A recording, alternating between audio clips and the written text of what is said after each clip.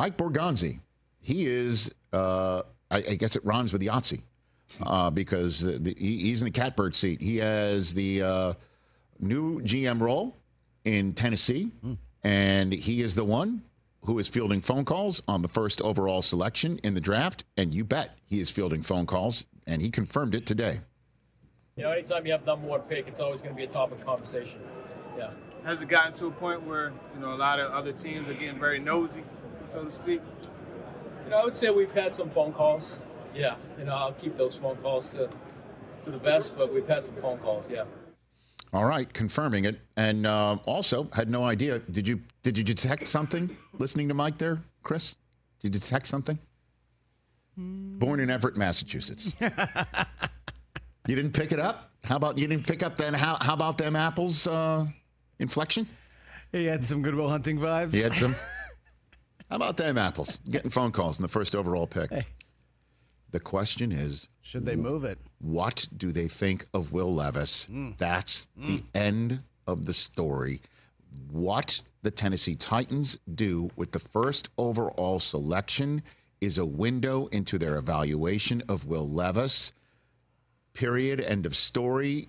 And you could sit there and go, well, it's really an evaluation of Cam Ward and Shedeur Sanders.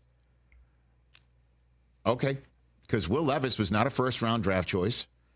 This is now it's rubber meeting the road right now, pretty much on Will Levis, and you could start the clock again with another year of contractual control on a kid. And is that player not as good as Will Levis? Okay, we'll take Abdul Carter. Or we'll trade the draft choice and we'll figure out the quarterback another time. And they could do that in free agency. I cannot wait to see these puzzle pieces land. Because it is all about what's happening in 2 weeks. The NBA, we just had the governor of the Los Angeles Lakers leave us. The draft is before free agency in the NBA. They draft before free agency. They draft first, and then they can fill in free agency.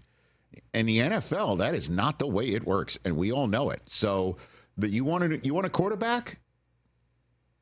You need to make the evaluation pretty darn fast.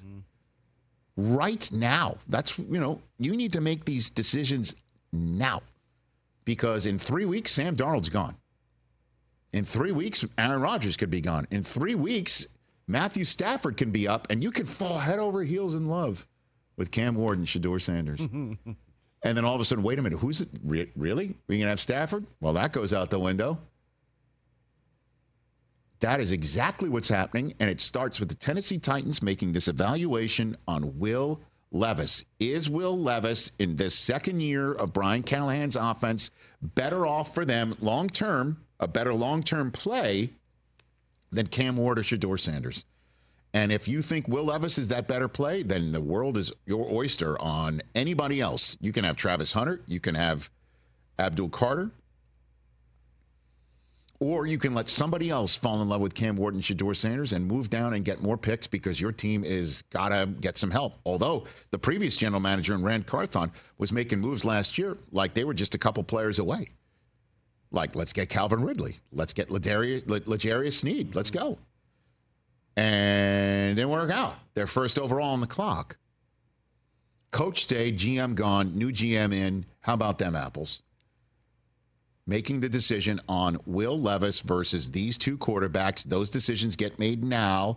And then if you fall in love with Abdul Carter and you're like, I don't know if these quarterbacks are as good as Will Levis, doesn't matter. Hey, Sam Darnold, you want to come to Tennessee and be in the Callahan, Zach Taylor, Sean McVay type system?